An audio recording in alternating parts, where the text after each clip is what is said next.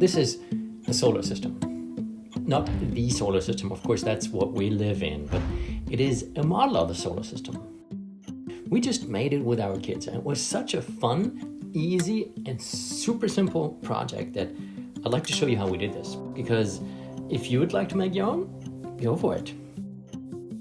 All we needed was a string light. They're super cheap from IKEA or other places. In addition, some ping pong balls and some colored pencils and a kitchen knife.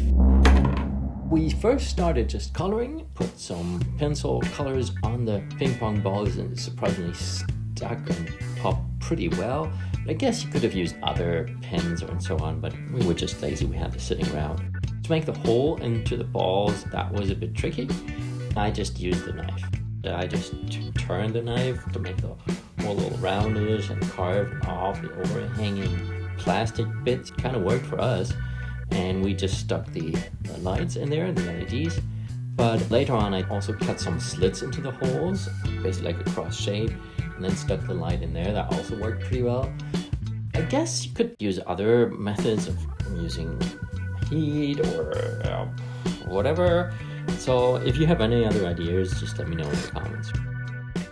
Here's the result. These are all the planets. Let's start with Mercury, the closest one to the sun. We learned that it's super hot during the day and very, very cold at night. So this one is red on one side and blue on the other. Venus is kind of just red, and Earth obviously has continents and oceans and so on. Well, next one is our moon. I know it's not a planet, but wait, we needed a moon. It has craters. I got to make the moon. That was awesome. Mars, also red. Jupiter has these stripes and this giant eye-like structure that's actually a giant tornado, this huge sandstorm that's going on there for decades or eons. So Jupiter's pretty cool. Then Saturn and Uranus both have rings, and then we were left with one light short. Well, fortunately we had some blue LEDs sitting around, so we just soldered it on, and that is great for Neptune, because Neptune is also really cold. So this is why Neptune is so extremely blue.